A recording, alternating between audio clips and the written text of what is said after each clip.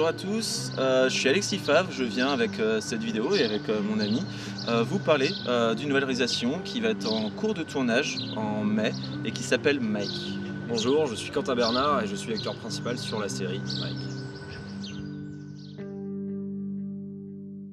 L'idée de Mike est née dès le tournage de l'épisode 4 au final de Whatever.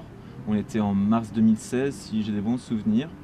Et je voulais tout simplement développer l'histoire de ce personnage, au final qui a un gag récurrent dans la série pour en faire quelque chose de bien plus étoffé, d'en faire même un personnage principal. Le personnage est attachant au vu des réactions des spectateurs et Quentin est un acteur que j'affectionne particulièrement, que ce soit dans son travail, dans son implication et même l'aspect humain. Tous ces ingrédients ont été réunis en fait pour faire une bonne série avec un bon acteur et une bonne équipe. Lorsqu'Alexis m'a approché il y a un an de ça pour jouer dans Whatever, je n'avais aucune expérience dans le court-métrage étudiant, dans la web-série ou dans le cinéma en général. J'avais qu'une expérience dans le domaine théâtral. C'était pour moi un challenge de passer devant la caméra et d'expérimenter cette manière de jouer nouvelle. C'est vrai que ça a été un déclic dans ma petite carrière d'acteur. C'est un déclic qui m'a amené à participer à plusieurs courts-métrages étudiants, plusieurs expériences qui ont fait que je me suis enrichi sur le plan professionnel, je pense, et humain surtout. C'est toutes ces expériences qui m'ont amené à dire oui rapidement à Alexis pour la saison 2. Dans la série, on va suivre du coup tout naturellement Mike. Dans un premier temps, il vit en autarcie avec son mentor, père spirituel, Charles, 50 ans. Ils sont tous les deux sur une presqu'île partagée entre mer et forêt. Mais Mike se rend compte qu'il a des envies de création, qu'il a des envies d'ailleurs. Il va donc partir vers la ville. Et là, il va découvrir un monde totalement différent, une folie rock'n'roll où des personnages hauts en couleur vont venir vers lui et vers qui il va aller. Et du coup, c'est un remue-ménage continuel pour lui dans sa vie, dans ses relations avec les gens qui vont être très changeantes. Il va finalement trouver un groupe avec qui il va s'attacher, commencer à faire du coup des petits concerts, enregistrer un EP. Il va rencontrer aussi l'amour. Et on va suivre au final ses relations avec ces gens, comment elles évoluent, les déceptions, les joies, les bonheurs, les tristesses.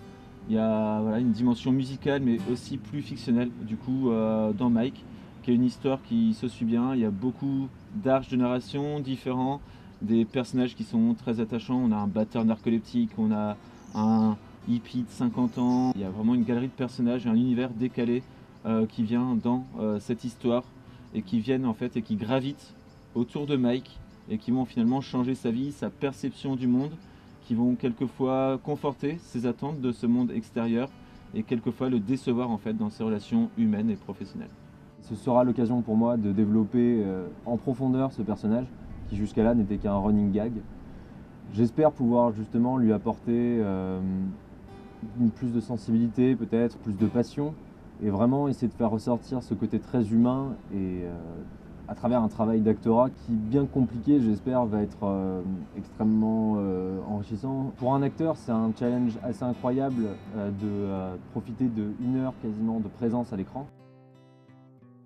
L'univers qui sera finalement à l'écran dans Mike sera un univers qui sera à la fois fictionnel, décalé, musical, rock, avec des petites doses de nature quand on sera surtout sur l'épisode 1 qui se déroulera à Cancale.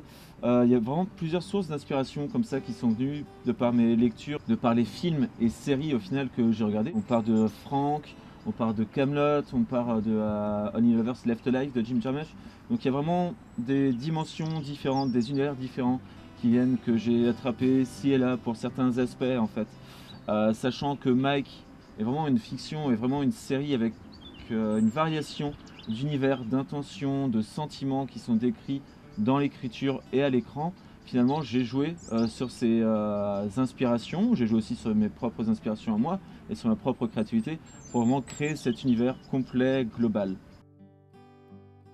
Pour l'équipe technique, pour l'équipe qui m'entoure sur la série Mike, j'ai repris un peu les bases que j'avais sur Whatever parce qu'il y a eu une cohésion, un esprit de famille qui s'est créé grâce à eux. On a mûri ensemble, on a grandi ensemble sur ce premier projet qui avait été très formateur pour nous. Les techniciens ont aussi travaillé de leur côté sur d'autres projets après Whatever. Juliette Brizard-Garcia par exemple qui à la lumière a gagné 2 prix au scénar en cours. Elle est maintenant à Paris, elle fait des études de cinéma. Alexandre Ferrer a continué, a fait de multiples captations sur Angers avec par exemple les colloques. Donc voilà, l'équipe technique a vraiment mûri, a grandi, on a appris de nos erreurs et on est maintenant dans une esthétique qui sera beaucoup plus fictionnelle et beaucoup moins rock and roll, beaucoup moins folle au final pour s'approcher à un rendu plus fictionnel et un peu plus classique peut-être. On a essayé de développer bien plus le casting. J'étais présent lors de ceci pour échanger avec les acteurs, leur donner la réplique, pour essayer de créer une alchimie qui n'était pas forcément présente sur tous les aspects de la première saison. C'est vraiment ça qu'on a essayé de développer avec Alexis, c'est d'apporter un côté très humain et surtout beaucoup plus professionnel pour être à la hauteur de nos ambitions et pour être sur un projet qui vraiment ne se targuerait pas d'être simplement étudiant, mais pourrait aller vers quelque chose de plus professionnel. On essaie de travailler via de nombreuses répétitions, une certaine alchimie avec les acteurs. J'essaie de travailler moi-même une certaine alchimie avec mon personnage puisque je compose une partie de la bande originale et que je travaille là-dessus. Quand la question du casting en fait s'est amenée à nous, je voulais simplement trouver des comédiens et des acteurs qui viennent en fait d'une formation théâtrale, ayant une pratique régulière, ayant déjà en fait de l'expérience dedans, contrairement à Whatever où c'était plus en fait des novices qui correspondaient parfaitement au personnage. J'ai préféré ici faire l'inverse, avoir des comédiens qui s'adaptent au personnage. Nous sommes donc partis à Morlaix chercher Eric, qui est un comédien de théâtre, qui a 50 ans, qui joue principalement du théâtre classique, ce qui est très très bien pour l'élocution, sachant qu'on se base sur un univers et sur un humour plutôt textuel.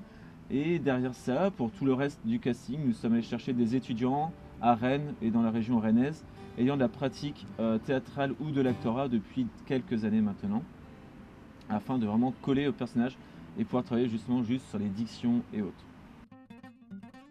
Je suis extrêmement content de participer à ce projet, c'est un très beau projet avec des gens extrêmement motivés.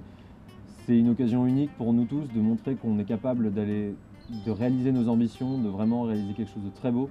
Je pense qu'on va y arriver, mais pour ça on a besoin de vous, on a besoin de votre soutien et on espère que vous répondrez présent afin de réaliser avec nous ce très beau projet.